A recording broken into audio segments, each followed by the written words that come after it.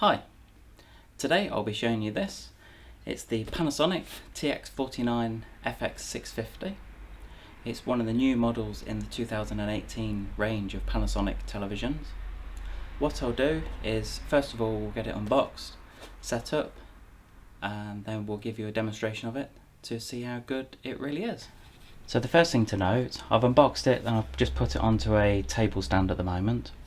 So as long as you're going to do the same and not wall mount it, these are the feet that it comes with.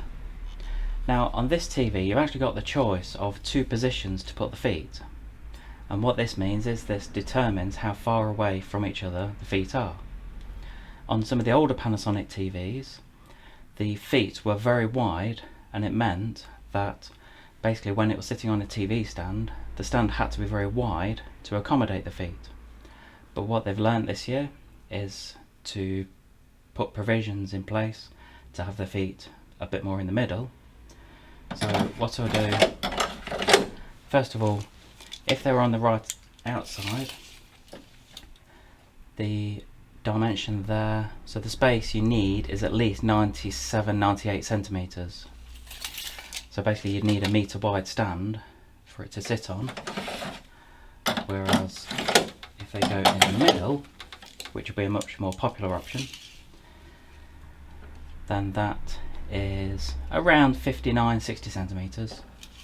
So if you were purchasing a separate stand, then ideally around an 80 centimeter stand would look okay with that. What I'll do is I'll put the screws in the back and then we're ready to set up. So what I'll do, just before we connect it up, I'll just show you around the back of the television the connections that it's got. So I know they're all listed in the specification, but sometimes it's just nice to see how it's all laid out, especially if you're going to wall mount it. So first of all, you've got the HDMI connections down here, you've got two USB connections, and you've got the common interface card slot.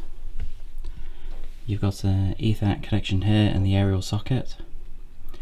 It is nice how a lot of these are laid out now with giving access, so basically if you put in it on the wall then it makes life a lot easier. Again, on some of the older sets the aerial socket would be pointing out rather than pointing down. This is the wall mount, so basically this is 2x200 standard Visa.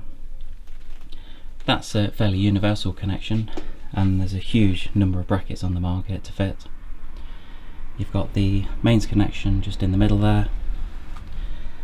This is the lead it comes with, and as you see it is a right angle shape, so when it's in there with the lead can either point down or point up depending which way you've got the main socket, especially if you're wall mounting it, that's very good. And then just on the left hand side here we've got the buttons, so these are just like the on and off button, volume up and down, channel up and down, and the input select. Now the first thing is, when it first gets switched on, you have an option here for home or shop. This will normally depend on the picture itself. You tend to find that the shop setting is a lot brighter to try and compete with the other brands on the shelves. I would always recommend setting it up for home, especially if it is at home. So this is just the internet side of it. This is a fairly easy process to set up, and this will enable you to do things like the smart TV and access all the online content. So now that the Wi-Fi has been set up on the TV, what it will do is it will go through the tuning. This is basically the DVB auto setup. It is an automatic process, so you don't need to do anything. Best thing is just leave it. If you want to, go and make a cup of tea and just give it a couple of minutes and come back in a moment. Actually, while the TV is tuning in, I'll show you the remote control. This is a fairly standard Panasonic remote. They've kept this design going for years and it's always successful because it's easy to read. All the numbers are quite big, so if the customer is going to be an elderly customer and they want large numbers, then that's really good. And again, as you get towards the top, you've got the standby button here. On the left here you've got the Netflix button. They've had this for a couple of years. And you've also got the Freeview Play towards the bottom right. If you have got a Panasonic DVD or Blu-ray player or recorder, then they've given you access at the bottom, so what you can do is you can actually use the basic functionality for a recorder as well, and that saves having to use 2 remote controls on a daily basis. So this TV is available in 3 sizes: the 43-inch, 49-inch, which is this size, and the 55-inch. That pretty much covers the majority of the range of TV sizes that people require nowadays. As you would expect from this TV, it has got 4K, and obviously it's full HD. The other thing it has got is HDR, and what that will do is it will really enhance the brightness and the colours within the picture. So especially when you are playing a 4K broadcast through the TV, whether it's through Sky or mainly a Blu-ray disc, then the picture quality is absolutely fantastic. So just to give you a quick rundown of some of the features on the TV. If we press the guide button on here, it always takes a moment to load, but what you'll find is it will actually show all the programs that are on at the moment. You can have a look for the next week ahead as to what's on. What you will notice is that it says previous down at the bottom left hand corner, and if we press the left arrow, what this will do, this is using the Freeview Play service, and as long as you've got the internet connected, and you need a fairly good internet connection to get this, then what you'll find is this will show all the programs for the last 7 days, accessed through the guide. For example, if we want to watch Peter Kay, then we could just go onto that and then press the OK button. And if you wanted to watch it, then you just press the OK button to watch it now. Something else to show you is the button toward the top right called Apps. And what this will do, this will give you access to a lot of the pre-installed apps that are on the TV, things like YouTube. You've got the Prime Video, so if you have got an Amazon Prime account, then you can access some video content from there, which is really good. The other thing to point out, clearly you've got Netflix on here, so Netflix is very, very popular now, and you have got a button directly on here, so rather than having to go into the apps option like this and then go through to it, you can just press the button. Clearly you do need an account for that. The other one to show you is the apps market. What you can do, you can actually download a whole range of these different options, and what you'll find as time goes on, there'll be more and more coming on here. A lot of them are free, but some of them you do need to pay for. There's other things like games, so to keep the kids entertained.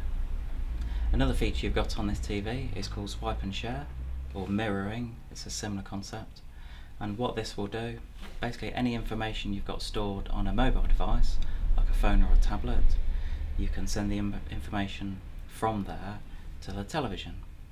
That's a really good feature, so if you're watching, say, a holiday video or holiday snaps on your phone, then you just send the information to the TV, and it's a much better viewing experience. And again, this is quite easy to set up. Now as we go into the menu, there are a huge number of options that you can select. As most TVs, you've got the colour, contrast, brightness. As you go down, there's so many more settings that you can do now. You've got even things like the noise reduction, MPEG remaster.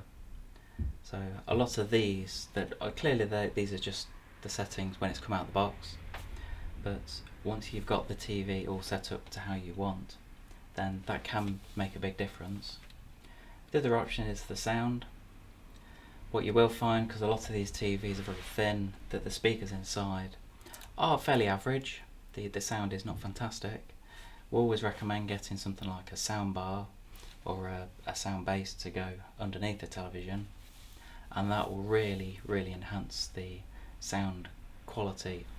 Now another feature that you have got is the USB record, and what this will allow you to do, once you've plugged the USB stick or the hard drive into the back of the television, it will give you the ability to record a program onto that device.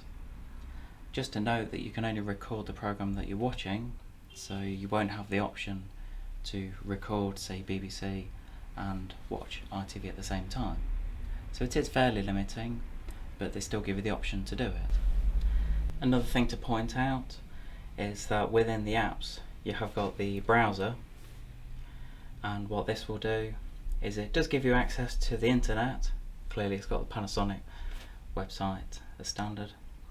If you are going to entertain using this, then just a tip, don't use the remote control. It's always better to get a little wireless keyboard. You can get them fairly cheap for £20–25, and if you are going to try and use the internet, just get one of these devices. It makes life so much easier and quicker. I hope you found it interesting, this quick video on the Panasonic TX-49FX650. Please give us a thumbs up on a YouTube video and leave any comments below. If you are interested in purchasing one of these, then we have come up with a link below to show you where to get a competitive price. Thanks very much.